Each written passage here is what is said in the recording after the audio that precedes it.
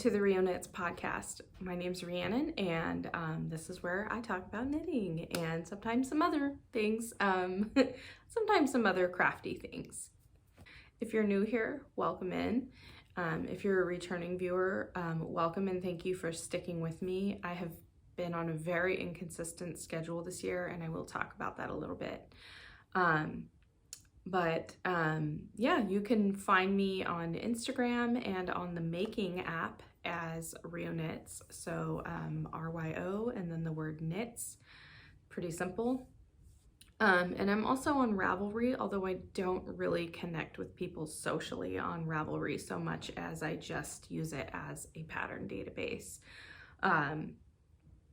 So let's dive right in. I was fully intending to have more of a, typically with podcasts, I have a script of sorts. I have at least a checklist of things I want to talk about, and I don't really have that today.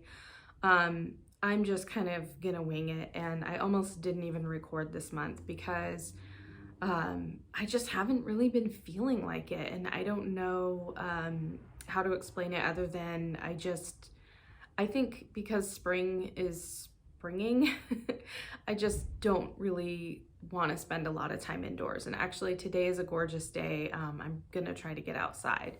I've been trying to get out and about more in the good weather. I'm learning that, here in the Midwest, when the weather's nice, especially at the end of winter, when you're going into spring, you get a sunny day, you just get your butt outside. That's just the thing to do because you don't want to waste it. So what we've been up to is still a lot of antiquing, and one of the great things about antique stores is that I feel like there's never really that many people in them at any time, so it doesn't feel like you're in a crowded space with a lot of people.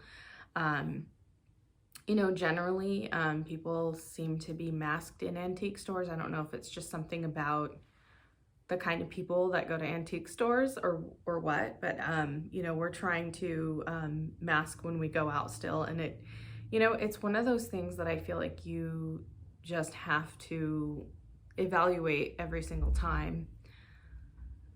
I wish there were simpler answers. But yeah, so I feel like I just haven't really felt like recording, and I'm also feeling a little bit of like a kind of fatigue around content creation anyway. I started to really think about like what I want this podcast to be. Again, I'm always thinking about that. And I think, just kind of observing some of the things, one thing I notice is a lot of people who do kind of like knitting YouTube are also feeling kind of like the fatigue, or have felt the fatigue and are just kind of coming back from it. And then a lot of folks are really,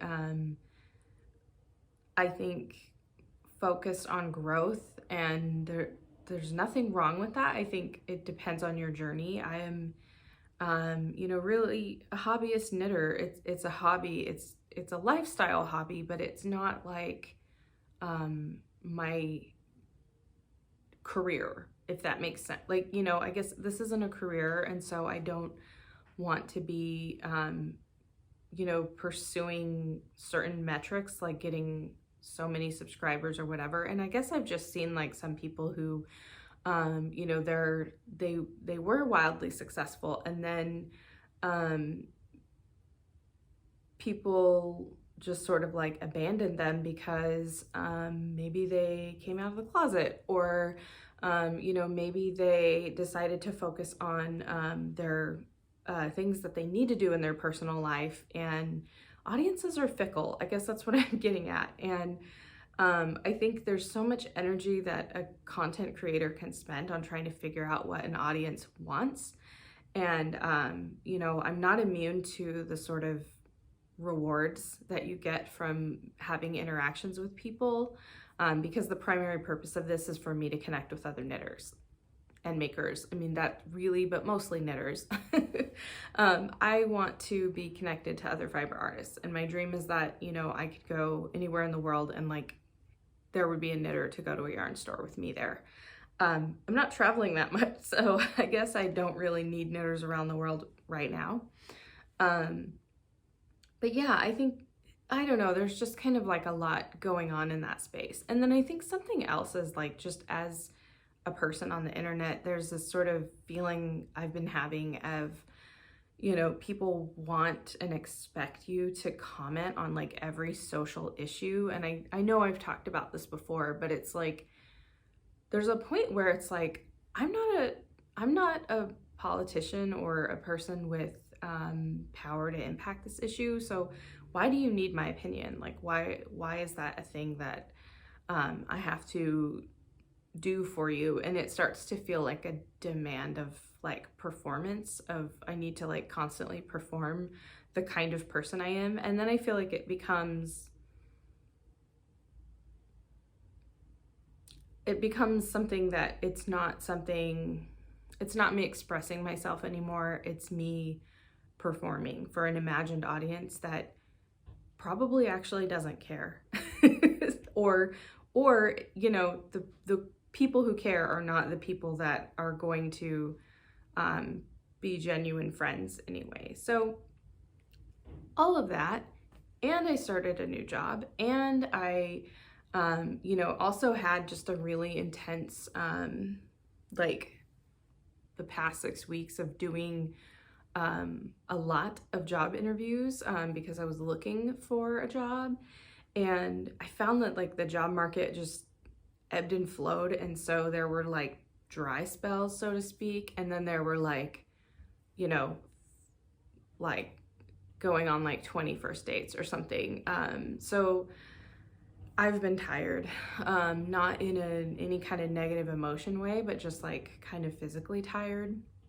One other thing I will say that I have observed too, and this is like weather, climate stuff, there are days when it's sunny and it seems like, oh, I just want to be outside, and then I go outside and then I like overdo it and it's way colder and windier than I thought it would be, and then I'm exhausted, and then I come home or I come inside and I just crash. I'm like, I'm just gonna sit on the couch and watch TV for the rest of the day because I have no energy for anything.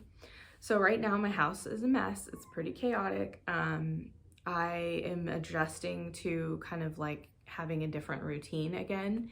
You know, the only constant is change. And so I'm not gonna apologize for it. This is my messy house. You actually can't see that much of the mess, which is nice. But just trust me that there's like a pile of papers over there, and there's like a bunch of nail polish and things that don't belong in the living room, like right over here.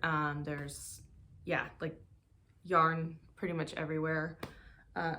Yeah, I saw this really funny meme, I just have to tell you, where it was like, this is how I sit on the couch or something, and the couch was like 90% filled with yarn and there was a little bit of room for a person to sit. Relatable. So yeah, so let's get in and actually talk about knitting. Okay, thank you for listening to my long intro that I now see was almost 9 minutes. Sorry. I have some knitting to talk about. So let's get in. So the first thing I wanted to share, just progress-wise, is an update on my marble mount pullover.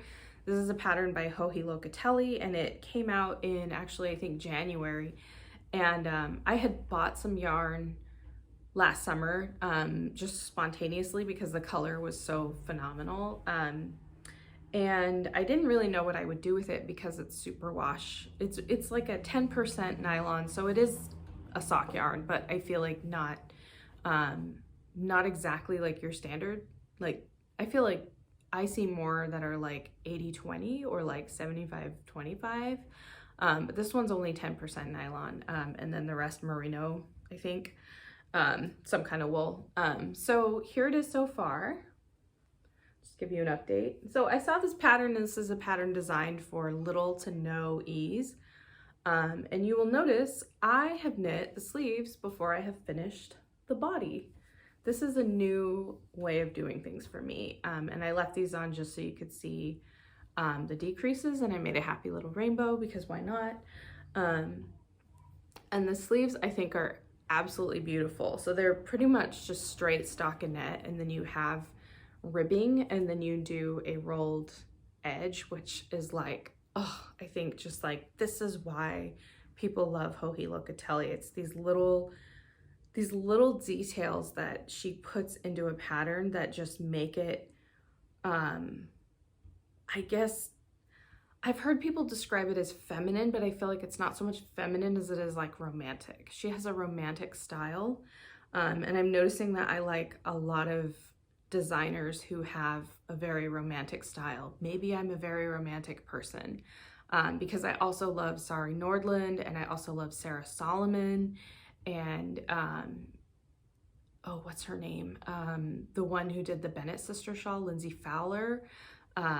Yeah, so it's like there's something about these designs. Anyway, so this I think is just a gorgeous sleeve. Now, I had talked, maybe I did an Instagram post. I think I did a post on Instagram about how I struggle with knitting garments out of superwash yarn because the gauge changes. So when I was knitting this, when I was swatching, and I do like an inch long swatch, I do like not a real swatch. So don't rely on my swatches, but also I consider the beginning of a project to be a swatch. Anyway, if you were to look at my unblocked knitting, I got close to the suggested gauge. The suggested gauge was like, using a size 3 needle was 23.5 stitches per 4 inches. And I was getting 25, or maybe yeah. And I was like, I'm not going down a needle size, okay? Like 3 is small enough. I was getting, which is really strange because when I'm knitting with non-superwash, I've noticed that like with a size 5 needle, this is just technical stuff, with this US size 5 needle, my gauge from anywhere from fingering to DK is pretty much the same. It's about 24 stitches, but superwash is so unpredictable. I washed and blocked the yoke when I thought I was getting to a point that I was between sizes, and it was sort of like, you know, you can continue on in the pattern with the increases, or you can stop and be at a smaller size. So I was actually aiming for the size that was, I think, let's say it was size 5, right? And I was like, I need to be between a 4 and a 5. I'm trying to remember the details of this.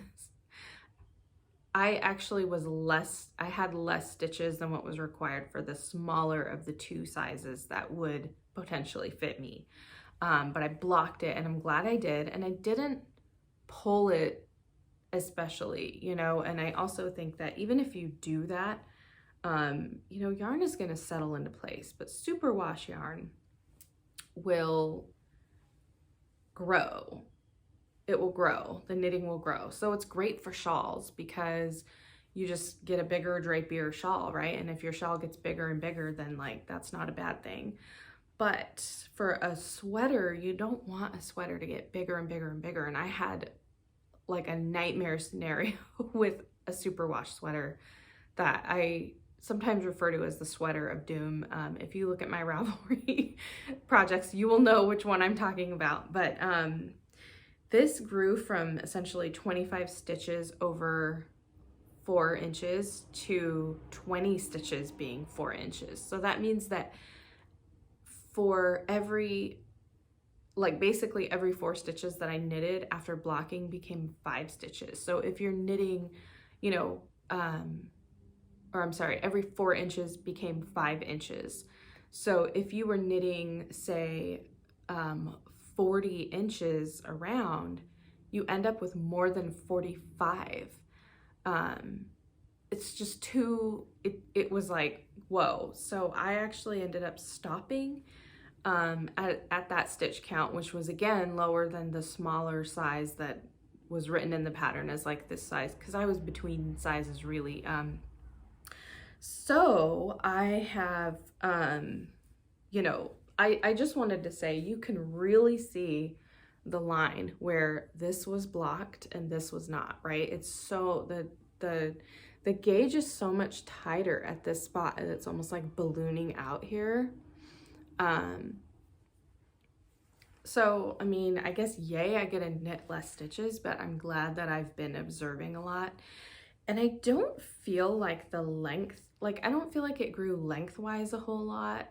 I feel like it just kind of spread out. And so I've been trying this on as I go, which is why I love a top-down sweater, because you really can try it on as you go and you can knit to exactly the length you want.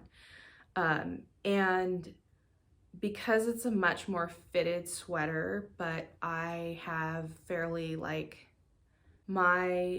just my awareness of how my body is shaped. So I'm basically like a size 14 to my waist, and then below more like an 18. So, and that's like US standard women's sizes. So if I want the bottom to be a bit bigger, I'm going to increase stitches, but I'm thinking I might actually go up a needle size too, to just make that like, you know, fit better, because I don't want it to have a ton of negative ease on the lower half, because this is something that I find with like ready-to-wear garments that's like really kind of difficult, is that things will fit me here or here, but never both. And so right now the sweater fits really well up here, and it's fitting like down to my waist. And so I think I will do, which I often do, just a little bit of a gentle A-line shape, just to make it fit kind of like the same way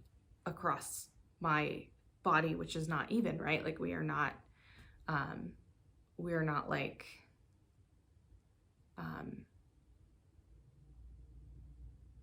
cylinders.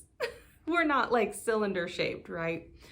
So yeah, so that's that. And I hope the sleeves aren't going to grow lengthwise. I really don't think they will. If they grow in circumference, they probably will a little bit, but I don't think it will be a problem, because they're not really loose right now. They're sort of they're kind of like a negative ease. And so the funny thing is that, again, I had a stitch count that wasn't quite like a size 4, but I went ahead and did the size 5 sleeves, because that was the fit that I wanted. And then whatever stitches were left on the body, I just left, and it worked out just fine. A little other technical kind of thing to tell you about is that for a long time I had heard about this technique where, you know, so when you're knitting a sweater in the round and you get to the point where you separate the sleeve and body, it's like you've knit a sweater and you've knit a garment, and it's like at this point, right? So what you usually do is you put like the sleeve stitches on a piece of scrap yarn and kind of set them aside, and then you go around to the, you know, you knit across like the back or the front, wherever you are, and then you cast on a few extra stitches to kind of cover that like underarm area. There are some patterns where you don't do that at all, where it's like designed, it's built into the pattern that you've increased out to where you don't need to do that, but most patterns do that. And then when you go back to knit the sleeves, you pick up stitches from those stitches you cast on. So you're basically adding a little bit of fabric on the underarm, and then also on the underside of the sleeve, which is what you will decrease out towards the wrist to like taper the sleeve.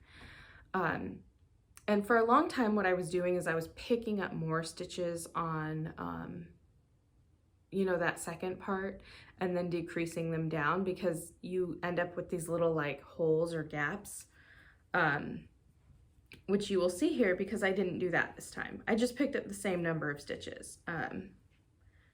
That was kind of a lengthy way to say that, but I wanted to be sure that, like, if you've never knit a sweater before, you knew what I was talking about. So these little holes here are kind of what result from the space between the stitches you already had when you separated sleeves from body and the stitches that you added on. They don't seamlessly join, but because I cut yarn at that point, I just sort of left a long tail. And look, there are people who are going to tell you you can't do this, and I'm here to tell you, yes, you can. You can totally have long tails of yarn, tie a knot in them, and then weave them in. It's fine. It's going to be fine. Okay, you just don't want your knot like popping through, and you don't want to tie a knot and then cut it short, because if it ever unties, you have nothing left to tie. But I am going to use these tails to kind of like weave in at the end and close up those holes. Another thing that I am doing, which you will see here, is I'm creating kind of a false seam down the center of the, like, from, you know, armpit to waist, kind of like that side seam. Basically, I'm creating a false seam just by doing a column of purl stitches. It's something I just like to do, and I hadn't done it on, I think, the last few things I knit, but I'm doing it again. So I like it. You can also then you know, if you want to like even make it sturdier, when you're done with that side seam, if you look at it closely, the purl stitches sort of have, like, you can see like a line more to one side and then more to one side, and then, you know, it kind of goes back and forth. I've heard people say they take a strand of yarn and they like weave it through, you know, kind of like the left line, the right line, the left line, the right line. So it's like you're closing a zip in a way, like you zip it up. I've heard someone describe it as that. Yeah, and then you can see that line also becomes a really handy guide for increases if you are doing any kind of shaping. So that is pretty much everything I want to say.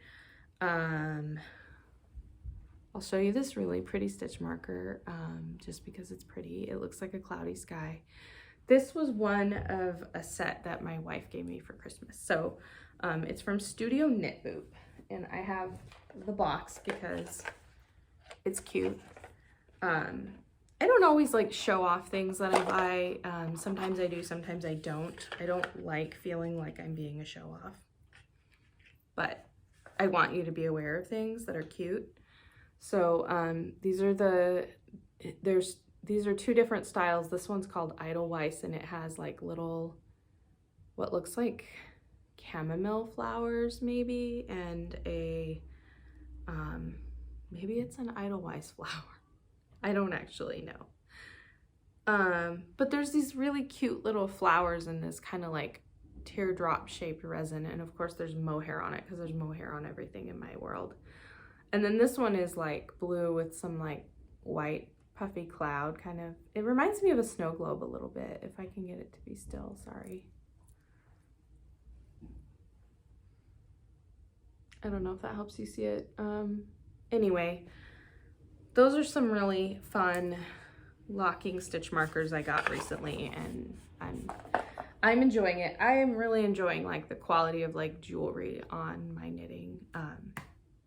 I'm kind of a stitch marker fanatic. So another thing that I'm knitting is another pair of socks. So I am participating in the M to the third sock stash along, which is essentially an encouragement challenge to knit through your sock yarn stash, make yourself a bunch of socks. So this time around I was done with my kind of like obligation sock knitting, or I mean, I don't know about if obligation is the right word, but I had been knitting socks for other people, and so I wanted to get those out of the way so that I could be more spontaneous, essentially, because if it's for me, I don't have set plans around what I'm going to make for myself. So I pulled out all my sock yarns, and I forced my spouse to pick one at random and surprise me, because I didn't want to choose what my next pair of socks was going to be. And so my plan was, you know, I have a bunch of patterns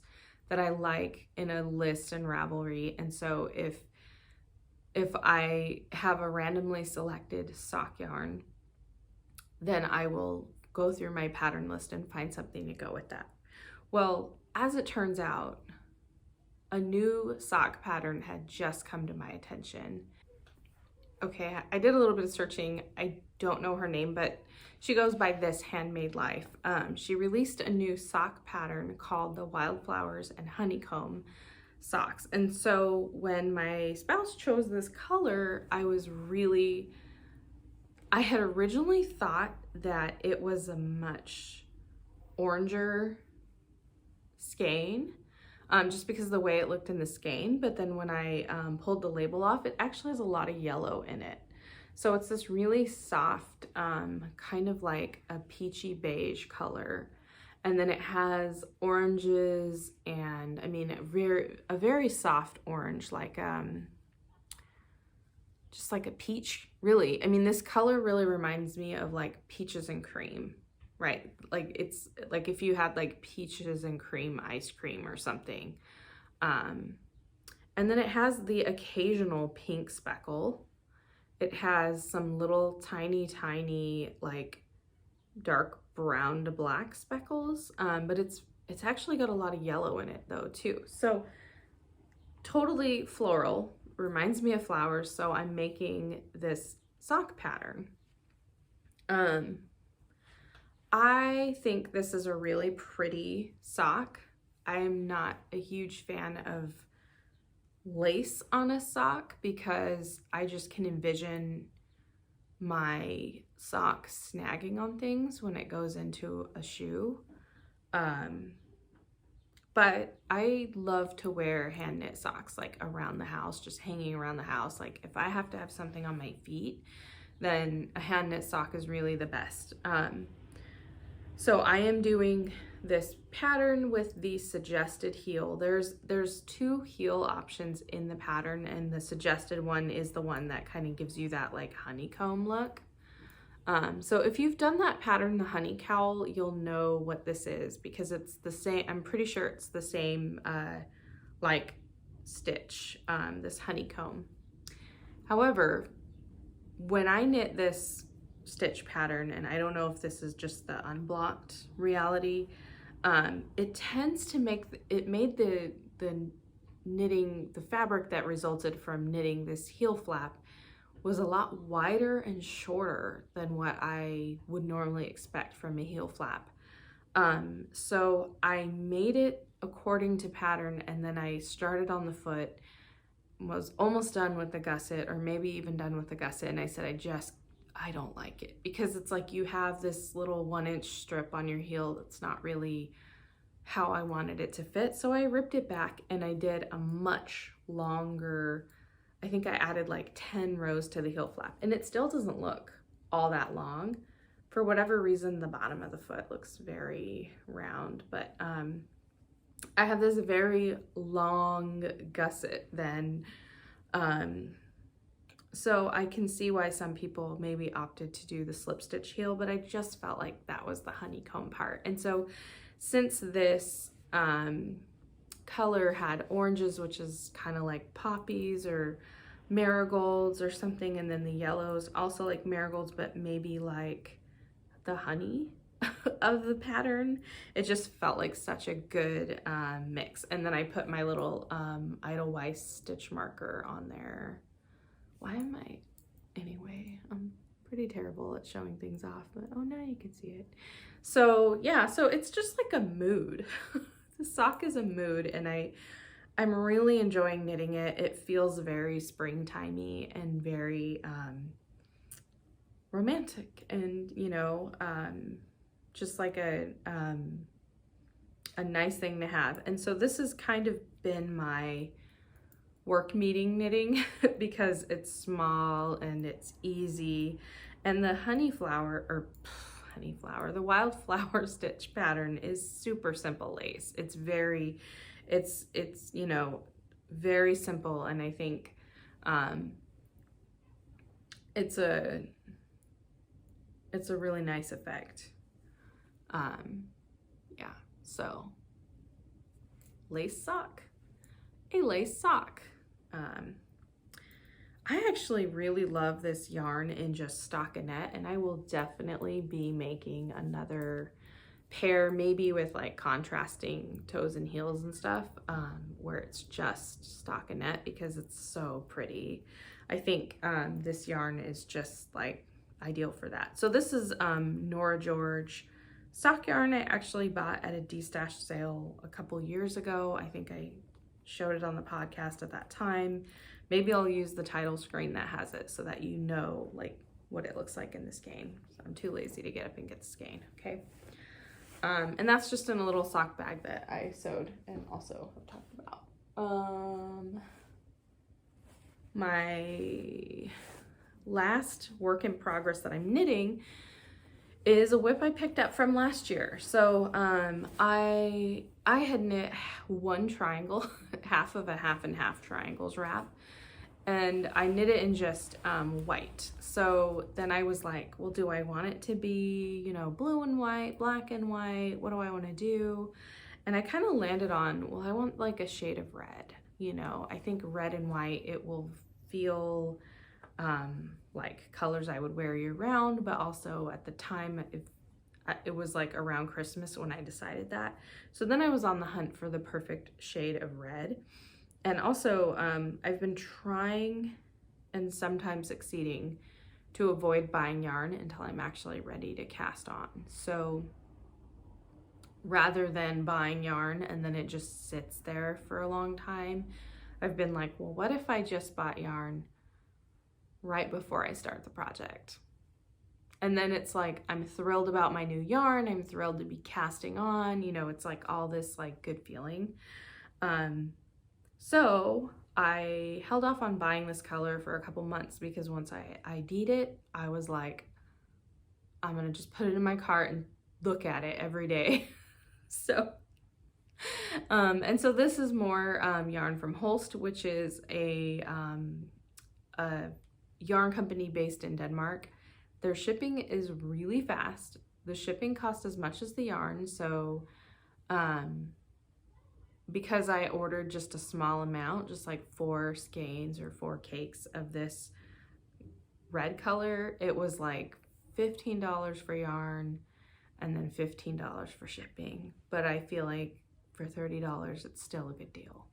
And if you find this locally, it always tends to cost even more, like, because I think stores are covering the cost of shipping and then also, you know, retail markup. So I think it's worth ordering directly from the factory. There's nothing about buying this in a store that is going to be, I guess it's not going to be a better deal. I guess the main advantage would be if you find it locally to be able to look at colors and like match colors together.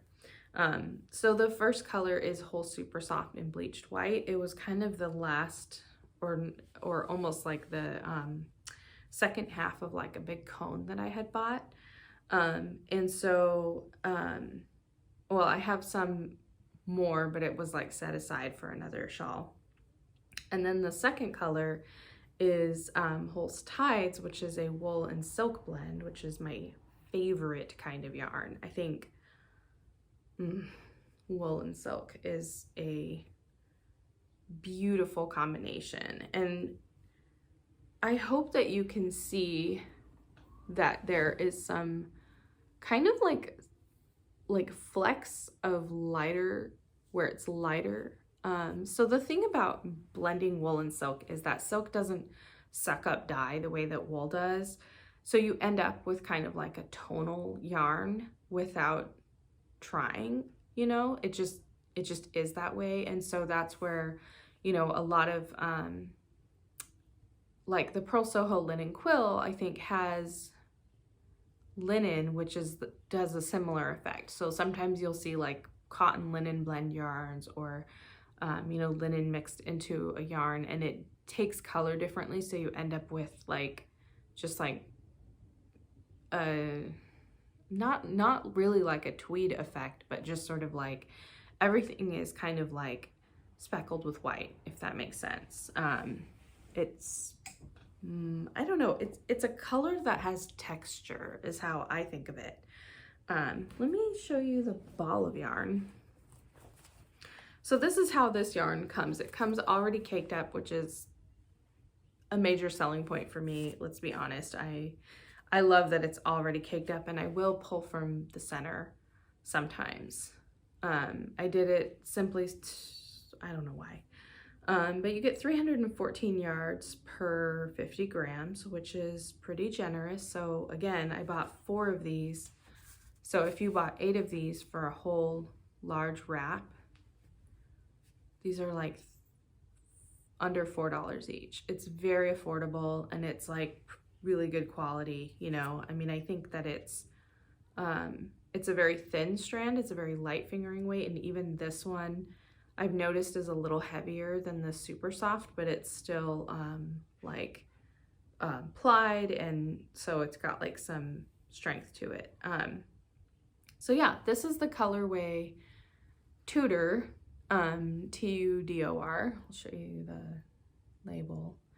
And I, for whatever reason, me like everybody else, because I'm basic, I don't know, I love like all of the movies and TV series that have been made about the Tudors, about that War of the Roses period, and I thought this color would be perfect with white because it's like red, so I love, that was like my goal, right, was red.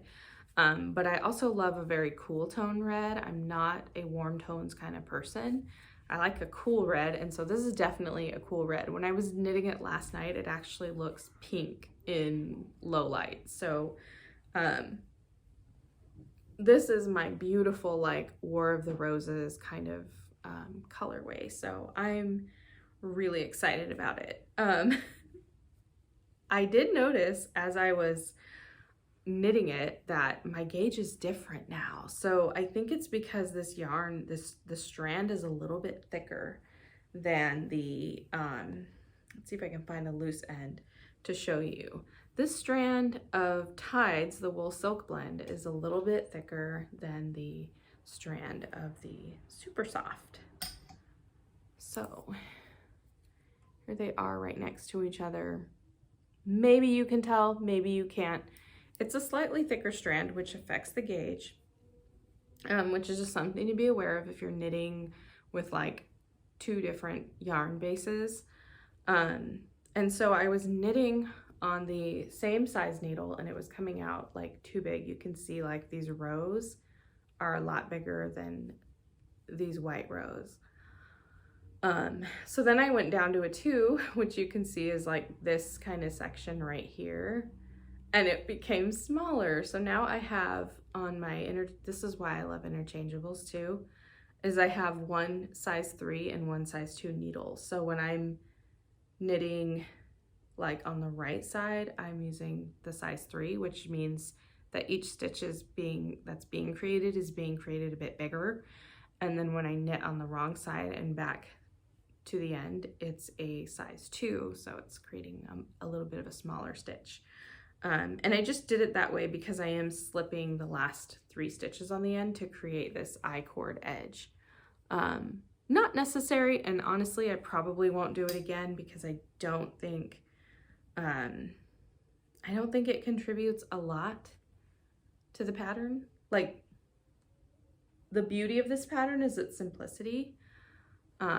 But yeah, I just wanted to give you all the kind of like technical details on what I'm doing. So that, I think you can see all those little like light colored specks there.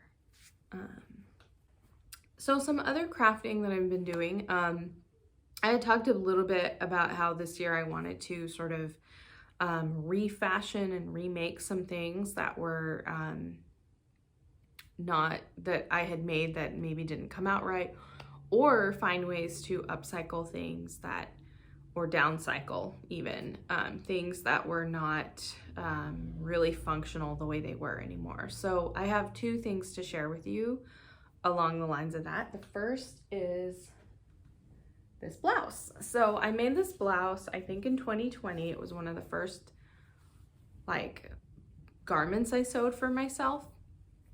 And I love this fabric. It's a Japanese company, I can't remember which, but it's cotton lawn, and it's really pretty. And when I made it before, I made this pattern called the Wixton. It's like a top slash shift dress. And I used it because it was a really simple beginner pattern.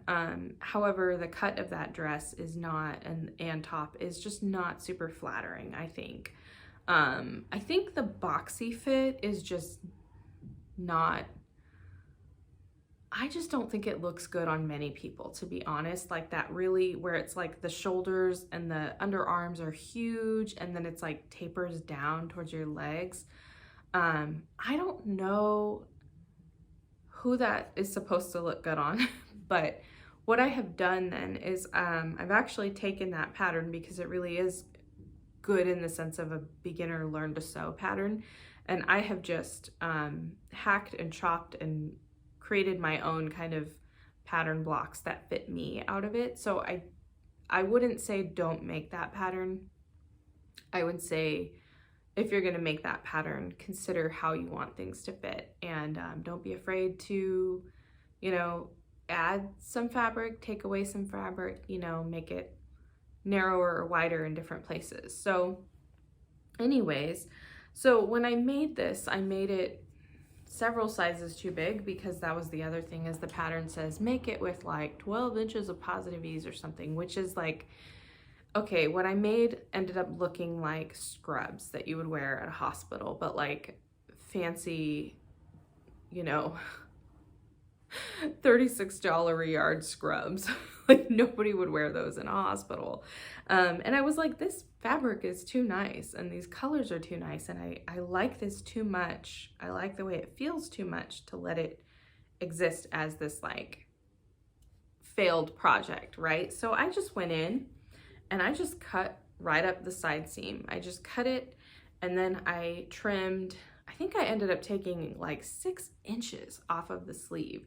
I trimmed and trimmed and trimmed until I had a good fit for like a cap sleeve, and then I just kind of finished the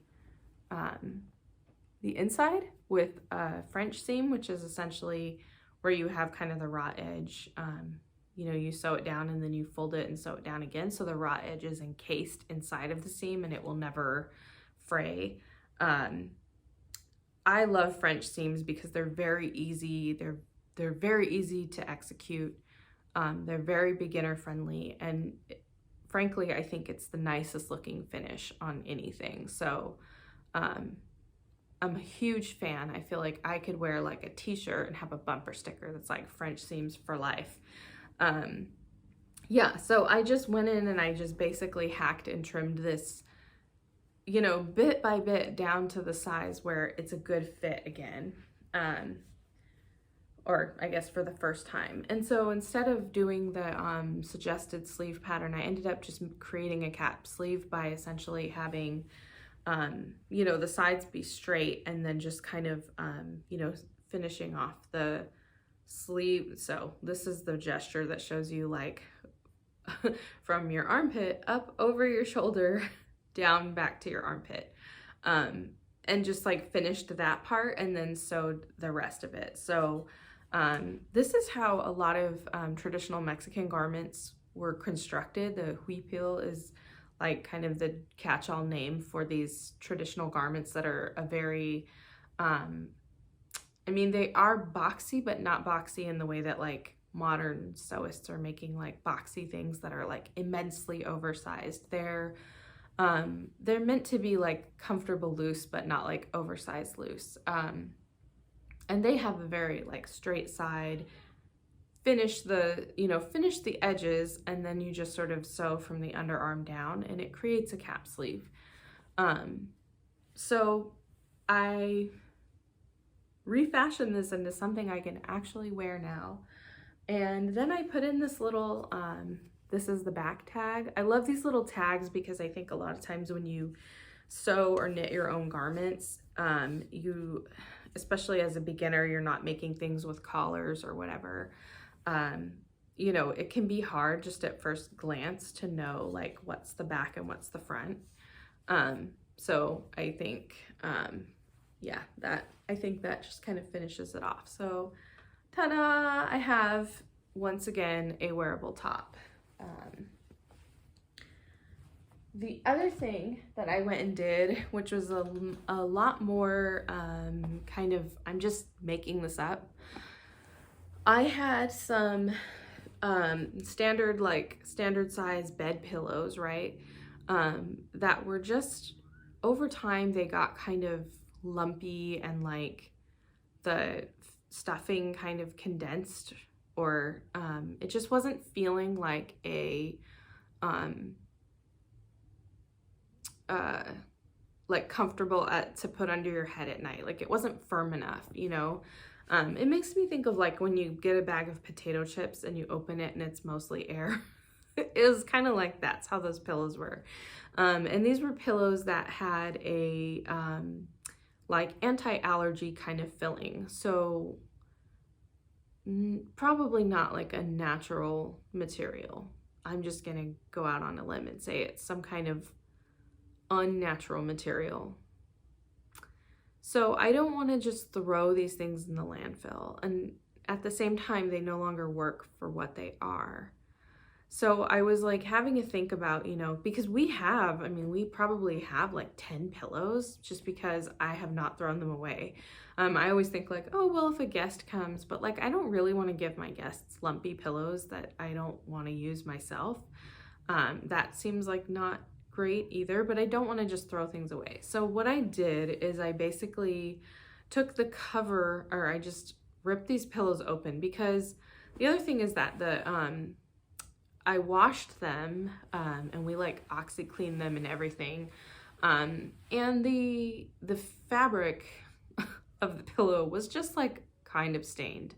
You know, sweat, makeup, maybe drool, maybe whatever. Like, I know you have pillows that you've had for a while and they don't look so great after a while.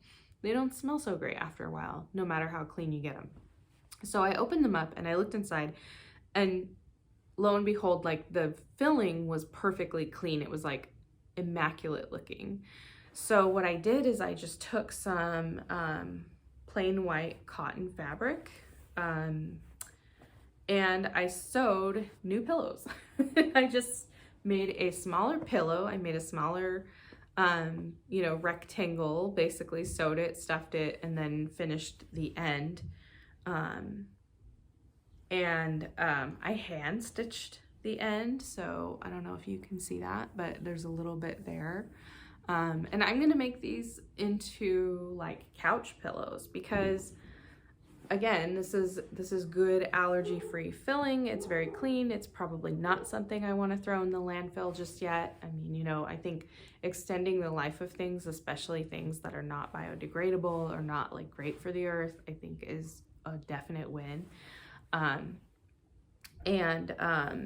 Having a way to, I guess this isn't upcycling, it's really downcycling, but you know, downcycling your goods, I think, is just as important. Like if you have old t-shirts, cutting them into rags for cleaning, for dusting and stuff, instead of going out and buying like new microfiber dust rags, because those are terrible for the environment. So you know, I try to find ways to do things like that because I just feel better about it, and it doesn't take a ton of effort. And actually we've been using these already, and I haven't even made like the actual pillow covers. So I'm gonna take some cotton fabric and I'm gonna sew basically a pillowcase that zips up. I'm gonna put a zipper on it. So if you've ever sewn like a zipper pouch like this, it's the same thing. It's just this minus any kind of lining, and then you just put that over your pillow. And so, you know, this can go in the washer. It's totally, you know, something I can wash, but then I will have an exterior cover that can be washed more frequently, since you know, washing like polyester and things like that, polyfill, it sheds microplastics. So having something on the outside that's gonna get most of the like dirtiness, and then that's machine washable and just cotton. Better for the planet. So yeah, long story short, I turned some old pillows that were no longer good enough into some smaller pillows that are perfectly fine for the couch. And actually, because they're smaller, they're really nice and fat, which is great if you're short and you don't, and you find it hard to sit all the way back on a couch. Like couches are not made for short people, okay? So yeah, so that was the next thing that I made. And I feel really good about it. And I think, you know, I still have like 6 more pillows that are not super functional. And so I'm going to evaluate them kind of on a 1-by-1 basis and see like, could this become a throw pillow or what? And I'm not in a rush to do that because whatever. The other thing is I bought more fabric, okay? I want to sew more stuff. So one thing I'm really excited about sewing and I want to share. So now we're talking about like future plans, right? Because I'm not even like in the midst of doing these things. But I bought this fabric to make myself another pair of Pietra pants, and I'm stoked to have bright green pants. I mean, this color is just awesome. And this is the Robert Kaufman Essex yarn dyed whatever. It's a blend of cotton and linen, and the cotton gives it like a little more structure, but it is actually a pretty like light, drapey, flimsy, not flimsy, that's has negative connotations, but you know, it's a light weight fabric, and it will be awesome for like summertime pants. And what I really love is just like that kind of yarn dyed quality where you get, it's kind of like the wool silk blend. I guess I have a thing for this kind of like textural color. So yeah, so I got this to make some pants. I bought some other fabrics to make some other things, but this is the other one I'm really excited about. I was watching the Hey Brownberry podcast, and she was talking about hand quilting and practicing hand quilting, and I thought, oh yeah, like I want to try that out, but I don't want to make like a queen size bed quilt hand quilted. So I was trying to think of what I could quilt, and I found this panel of fabric that you buy. It was like, I think $10, but it's basically every color of the Robert Kaufman Kona fabric. So if you're a quilter, you're familiar with this. It's just a brand of fabric that comes in like a bajillion colors. And I thought like what would be really cool would be to make like a wall hanging, like a quilt that I just hang on the wall to look at because it's pretty. And I thought I will practice hand quilting with white embroidery or white whatever quilting thread. I don't know what I'm talking about, okay? And I thought I could just stitch like in between these. So it's kind of like it's created a grid for me. So it's perfect as sort of a it has like a sampler quality to it where, you know, it'll help me practice hand quilting straight lines. And it gives me, that's my neighbor's dog. He's very excited about life. I don't know. Yeah, it's just like, it's going to be something kind of fun, and then it'll be something pretty to look at. And I also, I love things like shade cards and, you know, some kind of guide that helps you select colors and know like what are all the colors that are available. Because a lot of times when you're shopping online, you might see, oh, they have Robert Kaufman Kona cotton, you know, for quilting, but they don't have every color, so you don't know what all the colors are that exist. Now I will know. And like, how awesome would it be to have a quilt that was like all blue, right? Like you could just make a quilt with all of these shades of blue and white in between, and I think it would be beautiful. Or if you're, you know, whatever color you're into, you could do all the purples or whatever, you know. You could make some bomb rainbow stuff. there's a lot of options. So now you can hear the neighbor kids too. Everybody's like really happy because the sun is shining. So yeah, so that's something that's kind of like a little future project I'm excited about. One more future knitting project is a pattern called She Nali that just came out. I'm having so much fun with this marble melt pullover, and I think a lot of it is just that natural high of like, it's a new pattern and I'm making it, and it's you know, there's something about like knitting it at the kind of peak of enthusiasm. So as soon as I'm done with that one, and I'm ready for like another kind of more complex thing to knit, like a bigger thing, I'm gonna be knitting this shawl. And this is not a huge shawl. It's only, I think, like 600 grams or no, 600 yards. So not 600 grams, like probably like 250 grams of yarn or something. Like it's not a ton of yardage, which is really nice because I feel like, you know, a lot of shawl patterns are really big, and I think they don't all have to be that big. I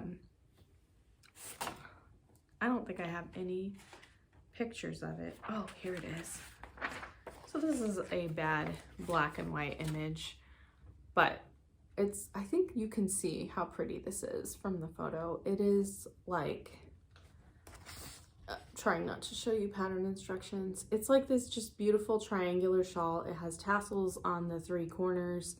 It's got this mosaic knit pattern, like panel going through it twice. And I feel like if you wanted to make it bigger, you could just add another panel of that mosaic and keep going, because it just increases out from the, like you start with a garter tab up here and then you're just, you know, it's getting bigger and you're doing these like panels. So I love it. And I saw this and immediately was like, I want to knit that for sure. I want to knit that. And what's really what's really beautiful is that the name of the pattern means paternal grandparent. And I don't know, it got me thinking about my paternal grandmother, my abuela. And I was thinking about like, I don't know what her favorite color was, but I definitely immediately thought of lavender. For some reason, I was like, some kind of like soft, like lavender purple would be most, I don't know. So I have a photo of her where she's wearing like this gray skirt and this white blouse. And I think I want to recreate that outfit because I just, oh man, her style was so good. She always looked really good, and she was literally like a farm wife, you know, like she just lived on a farm in the middle of nowhere, and she still always looked nice. Yeah, like if you have known like older Mexican women, like they know how to dress. It's just a cultural and generational thing, and my grandma was definitely like that. She just looked nice. And for somebody who was like, you know, I remember her like killing chickens for dinner. So, and I know I want to recreate this outfit that my grandma has on in this. So I thought like, what kind of colors? Because I immediately thought, well, I want this shawl to go with that outfit that I don't have yet. So I have my dream knitting shawl for my dream sewing outfit. It's gonna happen, you guys. Long story short, I went and I got some yarn for it. So I already have some white yarn for the contrast for those like bands of mosaic knitting. So I'm just gonna stick with like a natural undyed kind of white color. But I picked up 2 different shades of lavender that I thought both would kind of go with it. And I'm debating on whether I want to do a combination of the 2 or just this one. So this is the Jamieson and Smith 2-ply jumper weight.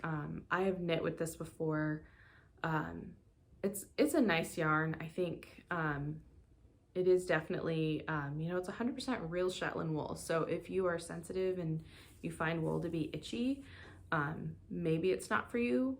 or maybe you just do it in like a shawl or something, like outerwear. I definitely feel like when it's cold, like no yarn is itchy. But the minute it's a little too warm, I think then is when I start to feel like that prickle. So anyways, this color is called Fairy Dust Heather, and I may have bought it for the name.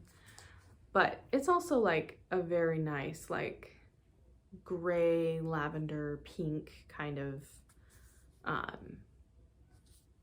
tonal heathery color. And I love this yarn because it's like so heathery and tonal. And so this one is called Lavender Gray.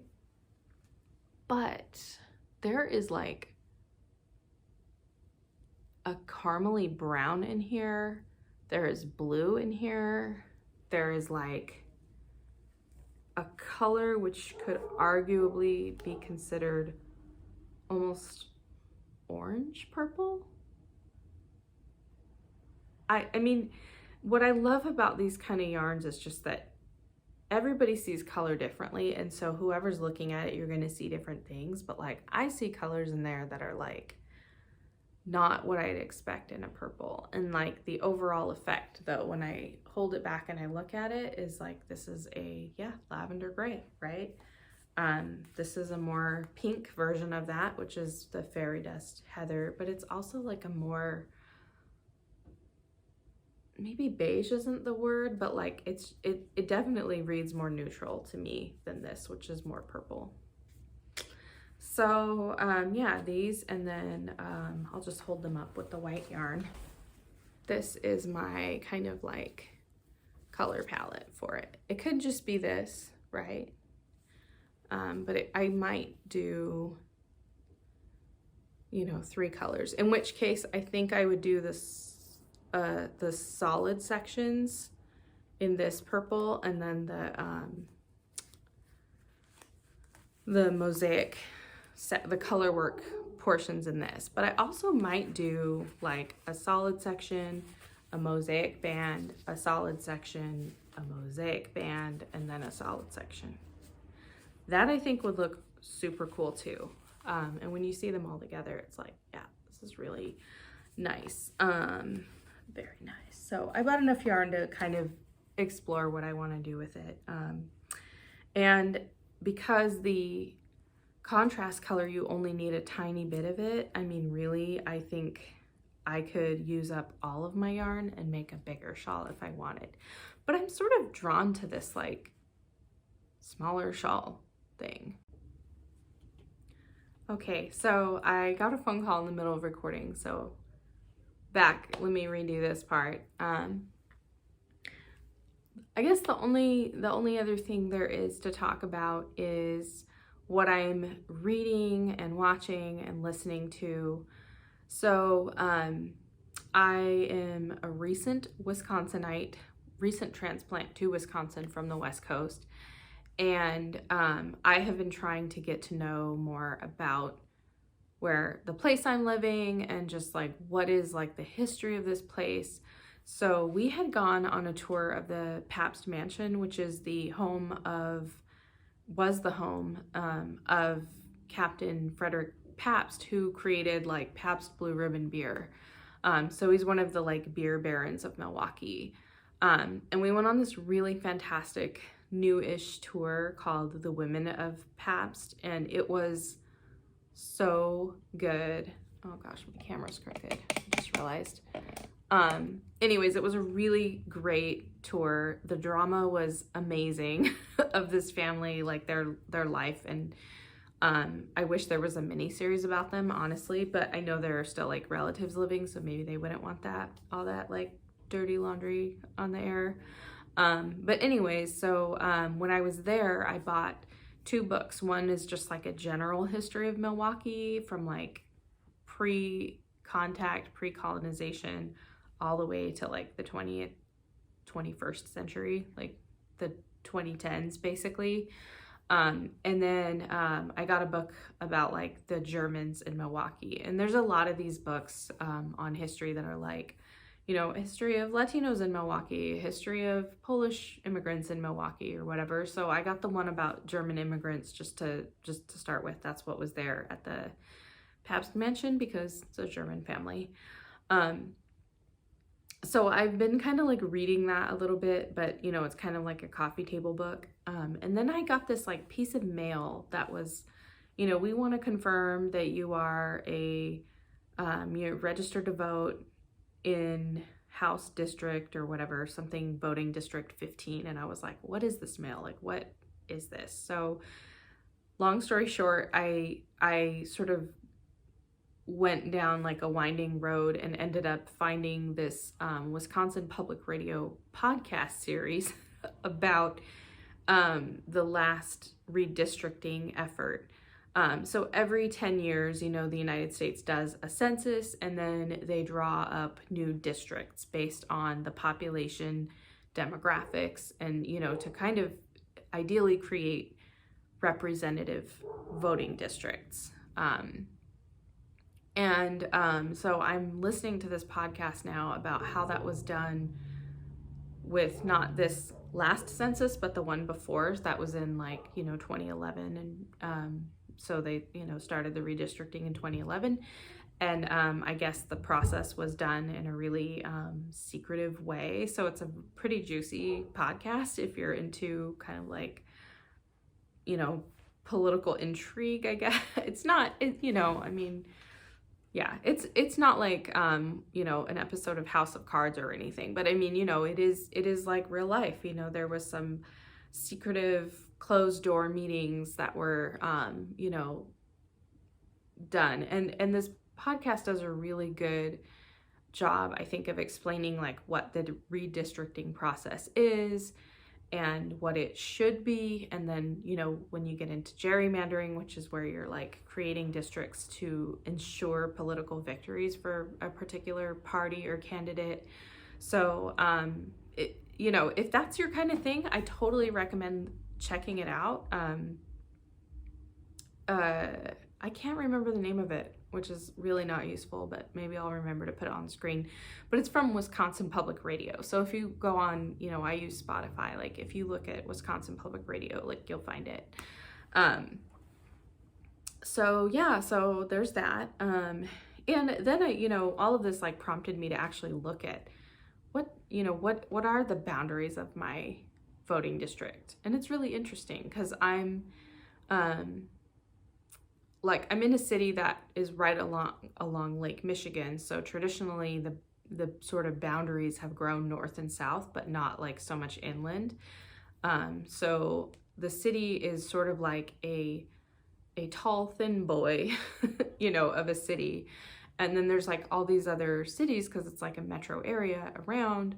So I've been very confused about like, when do I cross the border, the city border, so to speak, into the neighboring city, Wauwatosa, and then there's like another city, West Allis and Greenfield, and there's Brookfield, and so there's like all of these cities that are kind of new to me. So I'm just like learning about that, and I'm like, my district, it's interesting how they slice and dice sort of voting districts, and so I'm learning about where I live. That's cool.